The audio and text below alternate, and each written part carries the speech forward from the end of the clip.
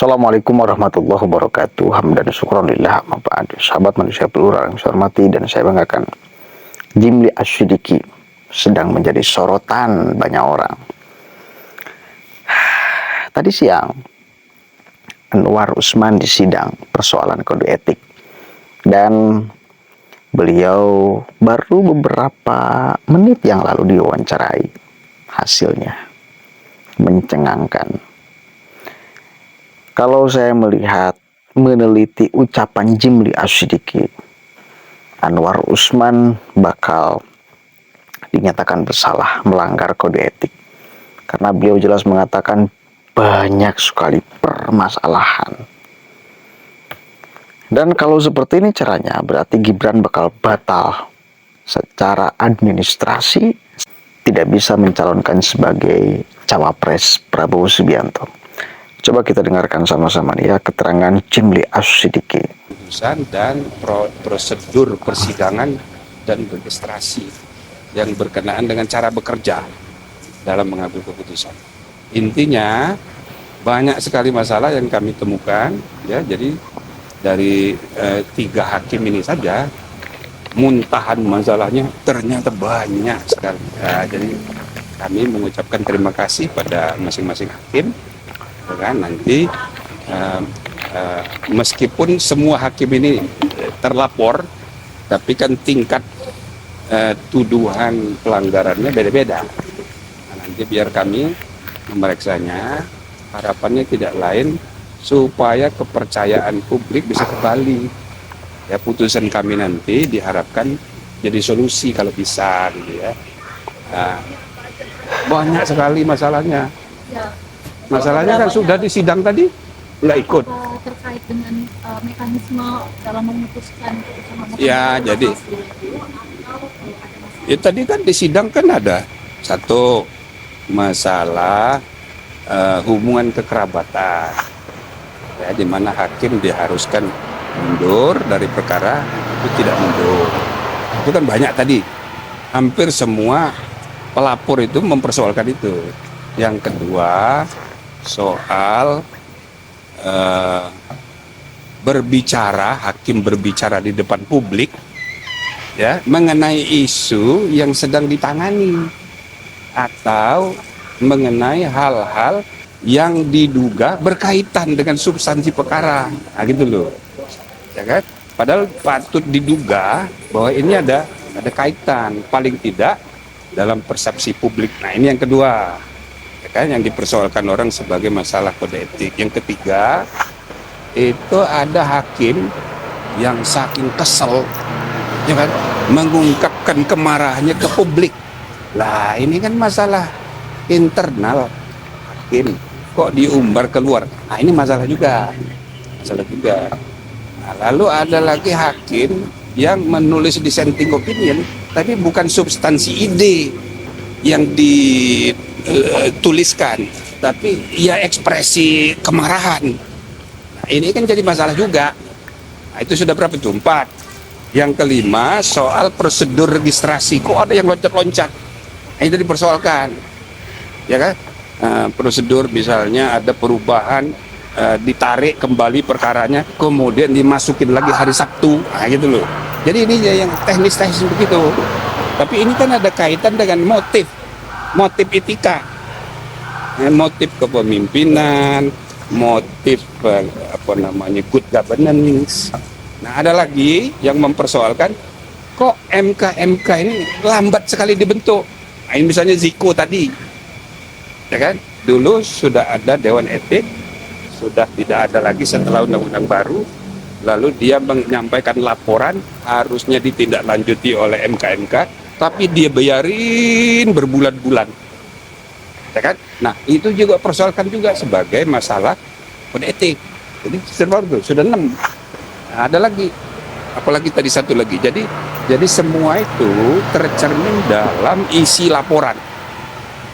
Nah, jadi kami sesudah nanti selesai dengan semua pelapor hari Jumat, ya, mudah-mudahan sampai Kamis pun 9 hakim semuanya sudah kami dengarkan. Nanti baru kami akan rapat bertiga untuk menentukan bagaimana kira-kira putusan terbaik dari Majelis Kehormatan. Masalah yang dari lapor, kalau nggak di dari 3 hakim. Oh ya banyak, tapi ya nggak bisa saya kemukakan. Makanya sidangnya tertutup.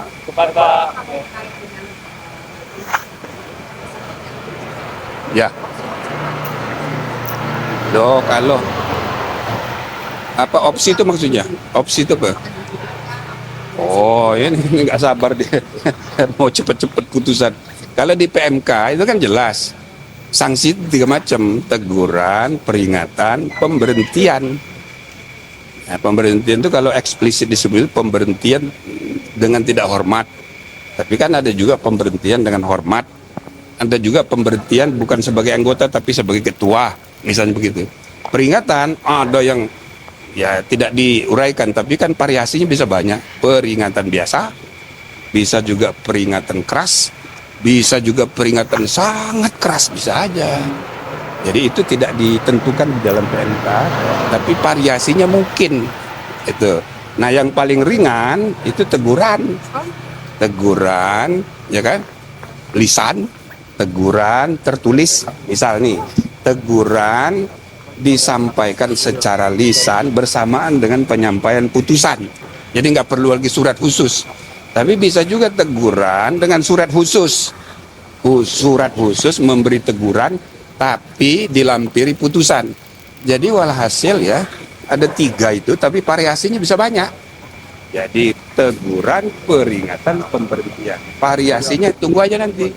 Oke, jelas. Coba. Sulit rasanya bila kita mengacu kepada keterangan pers Jimli Asyidiki. Satu kali lagi, sulit rasanya untuk mengatakan untuk nantinya di akhir bahwa Anwar Usman tidak bersalah. Sulit mengatakan Anwar Usman tidak melanggar kode etik. Karena jelas, yang barusan disampaikan itu bagian daripada kode etik yang dilanggar oleh Anwar Usman. Bener gak?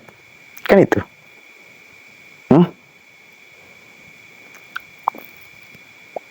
Kan aneh bila nanti di akhir Jimli Asyidiki mengatakan bahwa Anwar Usman tidak bersalah.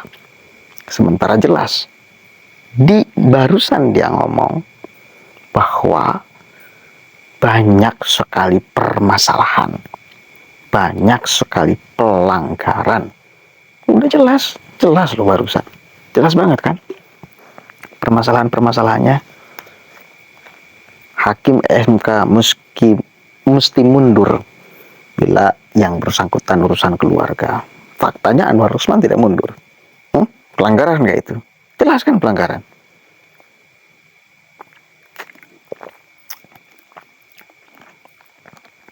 Kita akan lihat nanti tanggal 7. Satu kali lagi. Berdasarkan dalil keterangan Jimli Asyidiki barusan, susah untuk mengatakan di akhirnya kesimpulannya bahwa Anwar Usman tidak bersalah, bahwa Anwar Usman tidak melanggar kode etik. Betul nggak? Iya dong.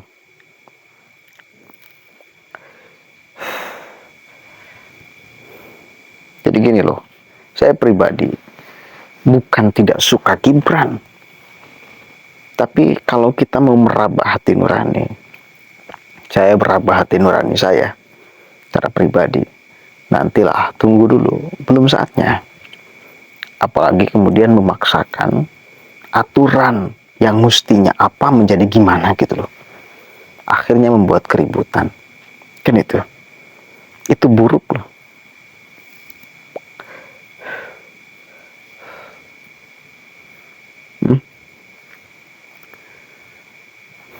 Saya sangat suka kepada gaya Gibran, serius. Saya pribadi sangat suka kepada gaya Gibran. Tapi bukan saat ini menjadi cawapres. Kalaupun menjadi cawapres Ganjar Pranowo, saya pribadi kurang suka. Kenapa? Karena jelas banyak hal yang didobrak gitu loh. Itu fakta. Banyak hal yang janggal. Dan itu buruk gitu loh kepada Presiden Jokowi, kepada keluarganya, dan faktanya sekarang kan luar biasa. Masyarakat memandang kepada Presiden dan keluarganya. Dan itu yang saya tidak harap-harapkan.